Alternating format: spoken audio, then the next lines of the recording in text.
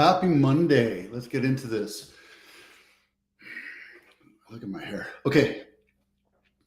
First and foremost, get your ass to the gym, get outside and walk. Go out and be physical, go out and be social, go out and exercise that brain of yours. The reason why I'm telling you this is I'm dressed up for the gym right now. I'm going out there. So hopefully, if you see me, it makes you want to go out there and just go be social. Every day I go out to the park and see my dog pack with my dogs, and I'm a little social. We do a little bit of exercise. We get up and get some vitamin D. Go out and do that. Enough said. Okay. If you know, I was with Compass for a very short while. And the reason why I was a short while is because I didn't like how they controlled everything and they thought they knew how to do business. And for the most part, they do okay. The problem I had with Compass was that they bought talent, and they keep talent, but there's no real magic to it. One of the things I thought I liked about it was they had this Compass exclusives. What I learned was the exclusive part is keeping your listing off the market, off the general public, off the thousands, tens of thousands of people that can actually see your house on the internet. And while they think pocket listings is a marketing ploy, that's basically all it is. I think, and I've said this multiple times to multiple sellers, is that I don't think putting your house on an exclusive coming soon list helps your listing. It doesn't help you get your listing out to the tens of thousands of possible buyers that might be looking for your home. That's why we have the MLS. And even the MLS has a coming soon thing, and I don't like it. I don't like using it because it's not helping you as a seller. It's helping me as an agent to sell your house fast. And what that does is it might not get to the right buyer that's willing to pay the highest amount of money to it. So going to this article right here. Okay. Do off-market listings erode trust with consumers, or are they a great marketing tool for sellers? In my opinion, I don't think they are. 22 years experience. I think I know what I'm talking about. Compass has this 3-phase marketing strategy, which means they have this internal list of buyers, which, okay, they want to say that they're another MLS. They're not. They're just a bunch of potential people that haven't pulled the trigger on buying the house yet. And the whole ruse is that you get to see something that's not on market. So as a buyer, you're like, oh, I can go get a deal. If this is a good deal, I'm going to lowball it, right?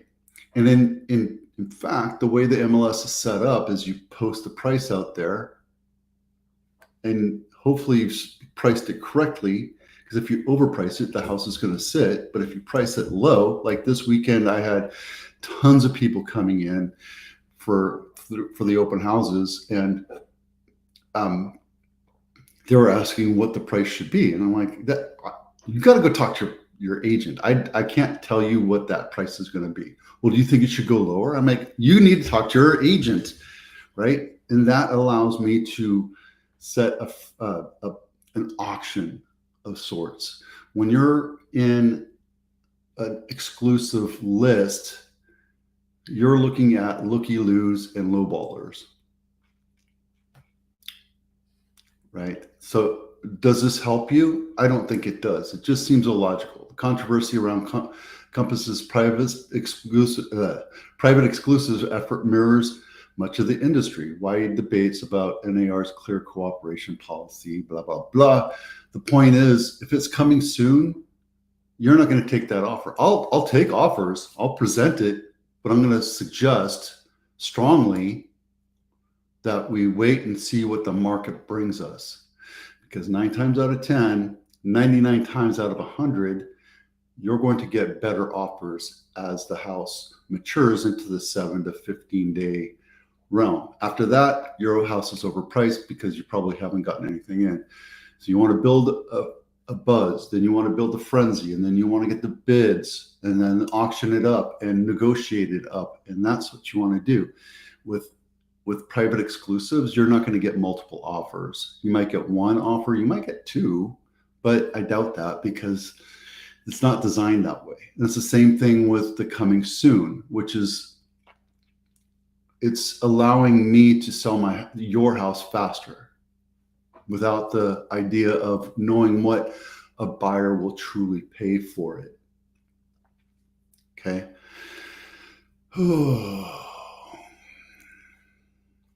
Trust already extraordinary fragile with agents because the way it's set up and the way it's been for 100 years is we put it on the MLS and we wait for buyers to come and tell us what it's worth. A seller does not dictate what the house is worth. A seller decides whether or not the offers that are presented to him or her are good enough. Are you happy with it or not?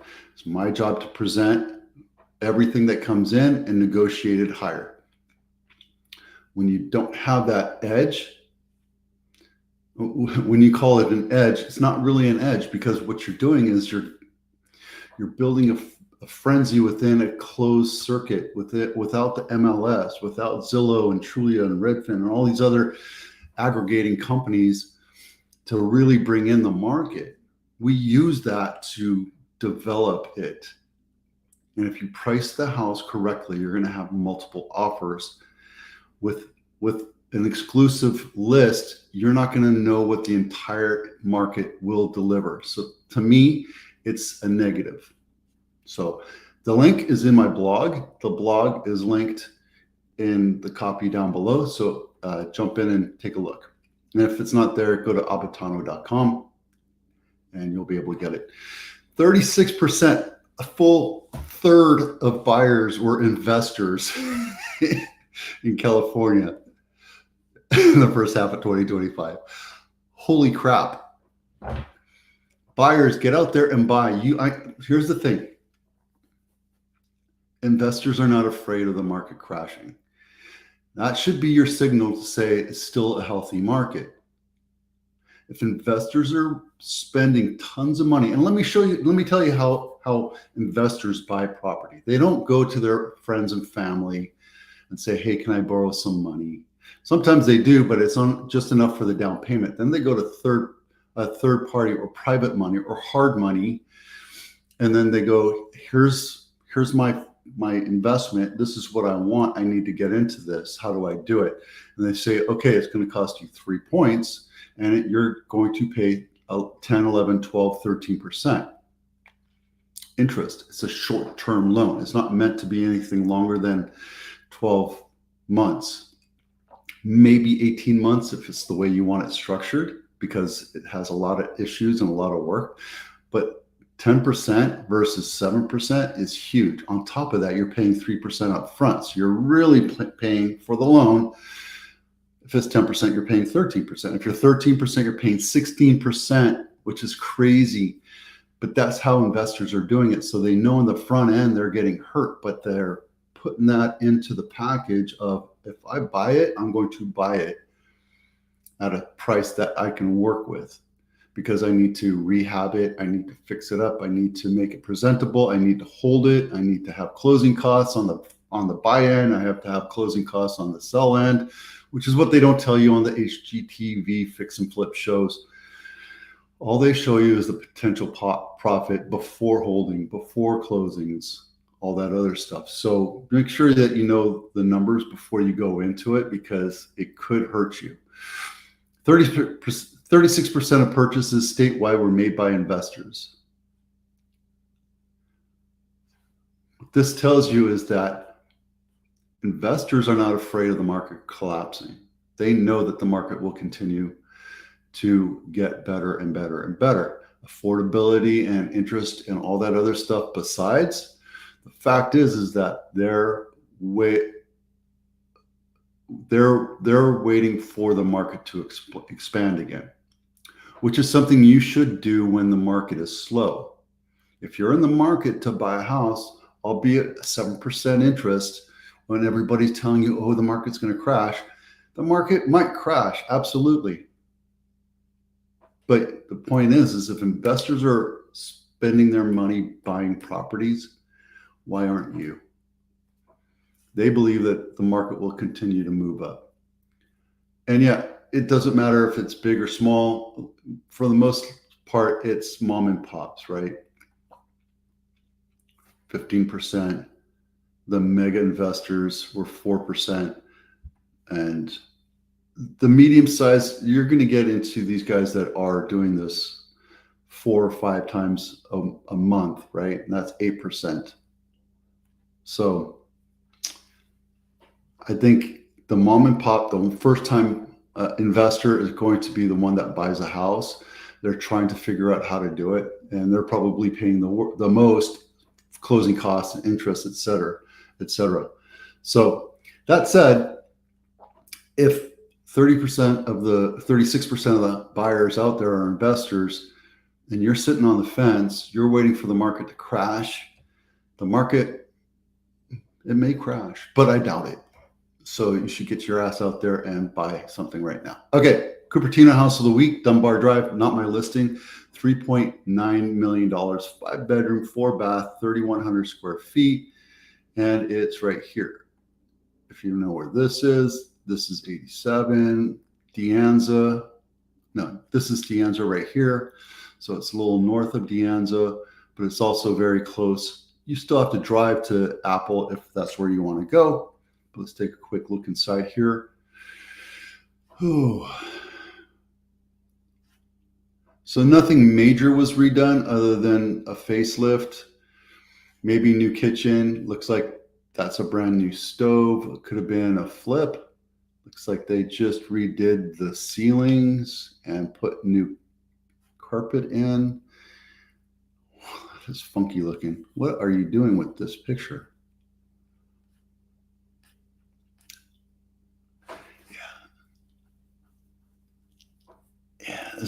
To me, this is a flip. Look, they still have the old HVAC. They didn't clean this up. An agent would tell you to clean that up. So they made the front yard pretty-ish, but the backyard's still lacking. Boca effect.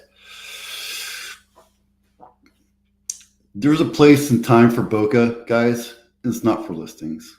That just looks, it's too artsy-fartsy. Oh, it's a one-car garage. Why would you have a one-car garage? Okay. And it's detached. Nice. Okay, well, it's a nice house. But it's been on market 55 days. Original list price was 4.148. It's down to 3.9. So you tell me, if it's not selling, what are you going to do? What are you going to do when they come for you? Let's take a look at Blewett. Is that one still on market? Oh, no, this is new. Let's take a look. Blewett Ave, $2.2 million, 3-bedroom, 3.5 bath, 1,700 square feet, built in 1938. Look at this. You're right next to Lincoln. So you probably have some traffic and parking issues every once in a while. But look, this is old world charm right here. This thing is beautiful. Nicely staged. Yep, nice. And I love the fact that they're starting to do the floor plans. It's nice that they do that. And then luxury home of the week. This one, I'm just going to pick this one right here. Spanish Ranch, Los Gatos Hills. I don't know anything about this one. So it's not my listing. Spanish Ranch Road, $20 million, 3-bedroom, 2-bath, 1,800 square feet. What you're buying is 4 acres in Los Gatos Hills. And I think this one's going to be on market for a bit because it is way the hell out there. Let's take a look at this thing, see what it's worth. Good luck with that. All right, enough said of that. This episode is brought to you by the Home Buyers Checklist. If you haven't downloaded the checklist and you're going home shopping, make sure you download it. What it does is it allows you to look at all the nooks and crannies of every house. And then when you're at home, you can compare and contrast every house that you went to and see if which ones have dual pane, which ones have air conditioning, which ones need a new roof or a new pool. And then you can take those ones and just throw that out. And then the ones that have all that, that's the one you want to buy. Download it. And this week's 12 county Bay Area report. Nothing's crazy. We're getting close to $14 billion in sales revenue in Santa Clara County. However, if you look at the volume of new listings, Contra Costa is way up there, 8,800, almost 8,900 versus Santa Clara's 8,500. But let's talk about which ones are in contract. Alameda's coming close, Contra Costa's coming close, but Santa Clara County still has 6,000. And this is mid-September look on months of inventory. You'll see that we're at 8, but these numbers don't really mean anything because it doesn't matter until after you look at it. For example, we're looking at, these are August numbers, and you're seeing Santa Clara at 1.4.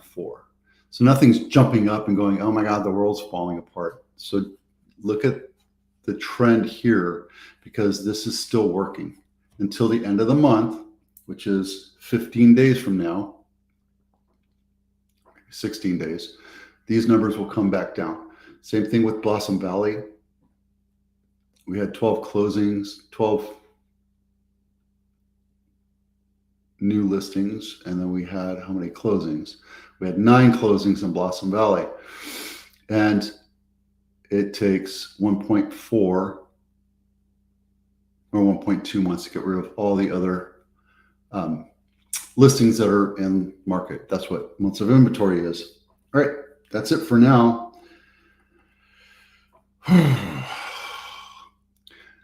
Happy Monday. Thanks for watching. I'm Vito with Avatano. We'll see you out there.